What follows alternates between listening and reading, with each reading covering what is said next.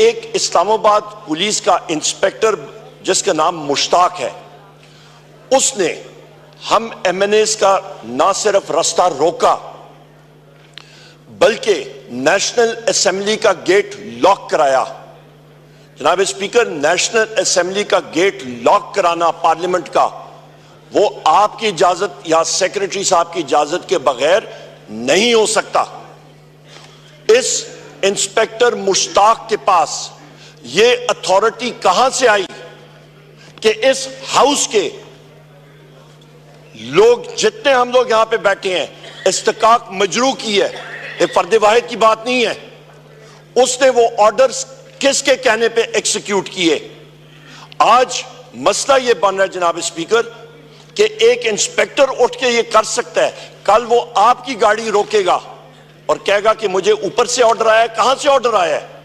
इसकी हम लोग डिमांड करते हैं जनाब स्पीकर। और ये भी सिर्फ नहीं, वहां पे रेंजर्स खड़ी थी, वहां पे एफसी खड़ी थी, इस्लामाबाद पुलिस खड़ी थी और उनको इस इंस्पेक्टर मुश्ताक ने ऑर्डर किया, इशारा किया कि इन पे लाठीचार्ज चलाओ और शुरू करो टीयर गैसिंग। ये तो कुदरत ने, इस तरह हुआ कि आपका असेंबली का स्टाफ था, उन्होंने जो है इंटरवीन भी किया और हमने बमुश्किल उस गेट को खुलवा के हम लोग इस प्रेमिसेस के अंदर आए। हमें बता दिया जाए जनाब स्पीकर, क्या हमारे राइट्स यहां पे हैं कि नहीं है कि हम लोग बाहिफाजत, हम लोगों ने लाखों वोट यहां पे लिए हुए हैं, क्या हमें यह हक है कि हम लोग बाहिफाजत कौमी असेंबली में आके अपने हल्के की और अपनी पार्टी की यहां पे नुमाइंदगी कर सकें? या तो हक नहीं है तो हमें बता दें कि ये असेंबली रिडंडेंट हो गई है और यहां पे बैठने का ये वन वे ट्रैफिक चलेगी, ये एक एको चेंबर चलेगा, यह हमें बता दिया जाए। और या इसके साथ आप, जो मुझे और मेरे साथियों को तवक्को है कि आप हक और सच का साथ देंगे, तो फिर जनाब स्पीकर आपको इमीडिएटली इस पे एक्शन लेना चाहिए और इस इंस्पेक्टर मुश्ताक और इसके ऑफिसर्स आईजी से लेके नीचे तक इन लोगों को बरतरफ करना चाहिए और इनके खिलाफ एक्शन लेना चाहिए। को उन्होंने अवाम के इलेक्टेड नुमाइंदगान के खिलाफ ये एक्शन किया नहीं, सोचा भी कैसे, ये आपसे एक रूलिंग चाहिए। मेरे यहां पे साथी, यहां पे एक सीनियर कानूनदान जनाब बैरिस्टर लतीफ खोसा साहब, इनको और बैरिस्टर सरदार लतीफ खोसा साहब, शुक्रिया जनाब राना साहब, बैरिस्टर सरदार लतीफ खोसा साहब, इनका इस्तिकाक मजरू हुआ है। हमारे सीनियर कानूनदान बैरिस्टर सलमान अकरम राजा साहब का, और उसके साथ हमारे एमपीए हैं हाफिज फरत अब्बास साहब, उनको आज इन सारे साथियों को उठा के बशमूल 102 लोगों के अरेस्ट किया गया। हाफिज फरत आज भी जेल में है। यहां पे बैरिस्टर हमारे सरदार लतीफ खोसा साहब को, इनको जनाबे वाला यहां पे इनको हरासा किया गया, इनको अरेस्ट किया गया, और बैरिस्टर सलमान अकरम राजा साहब को हम लोग शदीद मुजामत करते हैं। मैं रिक्वेस्ट भी करूंगा, आप टाइम दीजिएगा बैरिस्टर साहब को कि वो अपनी जो इंसिडेंट्स हैं वो आपको खुद भी सुनाएंगे और प्रिविलेज मोशन पेश करेंगे। एक और चीज सर, पूरे पंजाब में से 102 से ज्यादा लोग, चाहे वो भक्कर हो, पूरे पंजाब से अरेस्ट हुए थे और हमारे महबूब कायद से किस कायदे और कानून के तहत 15 दिन के लिए उनको मिलने से हमें दूर रखा जा रहा है? किस कानून के तहत? ये पहिया जनाब स्पीकर ऊपर नीचे चलता रहता है।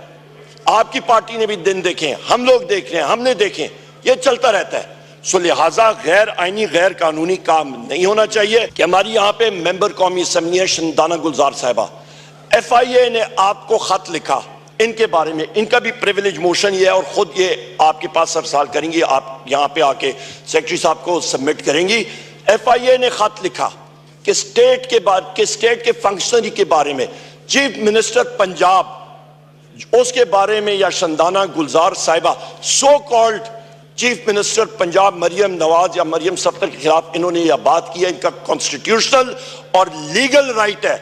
हम लोग हर जगह पे बात करते हैं, इस बेंच के लोग बात करते रहते हैं, पर यहां पे FIA को एक गस्टापो टूल के तौर पे इस्तेमाल किया जा रहा है, जिसको हम लोग कंडेम करते हैं। और ये इस हाउस की तरफ से हम लोग इस चीज को, हमारे ऑपोजिशन बेंचेस इसको कंडेम करते हैं। और ये हम लोगों ने सामने आपने as custodian of the house इसका ख्याल रखना पड़ेगा। रिपोर्ट्स हमारे पास ही हैं कि चीफ इलेक्शन कमिश्नर उसको ये सो कॉल्ड हुकूमत, इलीगल हुकूमत कॉम्पनसेट कर रही है, उसको भेज रही है as ambassador to Canada.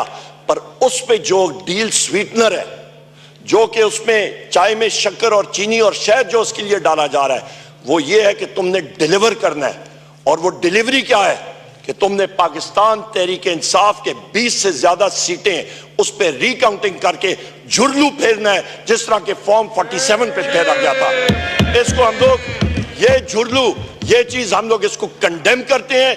Chief election commissioner को और उन मेंबर्स को फिल फॉर मुस्ताफी होना चाहिए। बहुत हो गई है खिलवाड़ इसके साथ। जनाब स्पीकर, आखिरी पॉइंट मेरा, आखिरी पॉइंट ये कि हमारे दो कीमती मेंबर्स पाकिस्तान तहरीक इंसाफ के, हैदर मजीद और हसन न्याजी, इनको 13 अगस्त 2023 से लेके आज तक मिलिट्री कोर्ट्स के जुमरे में आज भी पाबंद सलासल हैं। सुप्रीम कोर्ट ने पहले अपना फैसला दिया, जिसके तहत मिलिट्री कोर्ट्स को इलीगल डिक्लेयर किया गया। इंटर कोर्ट अपील हुई, अपील में जनाब स्पीकर वहां पे सुप्रीम कोर्ट ने यह इजाजत दी कि आप ट्रायल डिक्लेयर कर सकते हैं, पर आप उसका फाइनल वर्डिक्ट नहीं दे सकते हैं। सो लिहाजा आपके यहां से, इस हाउस से हम लोग ये, इस हाउस के जरिए हम लोग ये चाहते हैं कि उनका ट्रायल मुकम्मल कर लिया जाए और उसके बाद सुप्रीम कोर्ट इंटरवीन करके वो जस्टिस करे कि उनको जेल की तरफ या जिधर भी अक्विट होते हैं तो वो अक्विट हों, और जस्टिस मस्ट प्रिवेल और मिलिट्री कस्टडी से उनको इमीडिएटली बाजियाब कराया जाए। बहुत शुक्रिया। शुक्रिया जी। उमर अयूब साहब का माइक खोलें। थैंक यू जनाब। जनाब स्पीकर, मैं यहां पे आपसे गुजारिश करूंगा कि कल मैंने खुद बैसियत MNA और मेरे सारे साथी हमने अप्लाई किया हुआ है कि हम लोग मिलना चाह रहे हैं अपने महबूब कायद प्राइम मिनिस्टर इमरान खान साहब से अडयाला जेल में। लिहाजा जेल अथॉरिटीज को आपके सेक्रेटेरिएट से ये इंस्ट्रक्शन जानी चाहिए। जनाब स्पीकर, ये हाउस है, अवाम का चश्मा, यहां पे लोग बैठे हैं, ना कि अडयाला जेल का असद वड़ाइच जो पावर ऑन टू हिमसेल्फ अपने आप को समझता है और कानून का वो कोई चीज ही नहीं समझता। मैं खुद आपको एक बात बताऊं, मैंने खुद टेररिज्म कोर्ट से जज साहब से उसने कॉल भी की, उसे रिटन ऑर्डर दिए, उसने फेंक दिया। ये हालात है पाकिस्तान में जनाब स्पीकर। यहां पे फिर कहते हैं कि जी इन्वेस्टमेंट आएगी। कौन सी इन्वेस्टमेंट आएगी जनाब स्पीकर? जब यहां पे रूल ऑफ लॉ नहीं होगा तो क्या होगा? यहां पे कल मैं टेररिज्म कोर्ट में बैठा था, आपको ताज्जुब होगा ये आपके पंजाब पुलिस ने मुझ पे जो इस वक्त पर्चे हुए तकरीबन 35 से ज्यादा FIRs हैं, उनके एक पर्चा जो हुआ है, मेरी एक बात सुन ले, इंपॉर्टेंट जनाब स्पीकर, इनकी अकल देखें। एक पर्चा किया है कि जी उमर अयूब ने 35,000 या 40,000 का मोटरसाइकिल चुराया है। ये सितम जरीफी देखें, ये हालात देखें। ये किसी के ऊपर चौधरी शुजात हुसैन साहब के टाइम पे, एक टाइम पे उन पे भैंस चोरी का मुकदमा लगा था। आजकल किसी पे मोबाइल चोरी का लग रहा है, मोटरसाइकिल चोरी लग रहा है, एक दूसरा लगा कि जी हमने पुलिस के दस्ताने चोरी किया। भाई हमने करना क्या है? आपका पॉइंट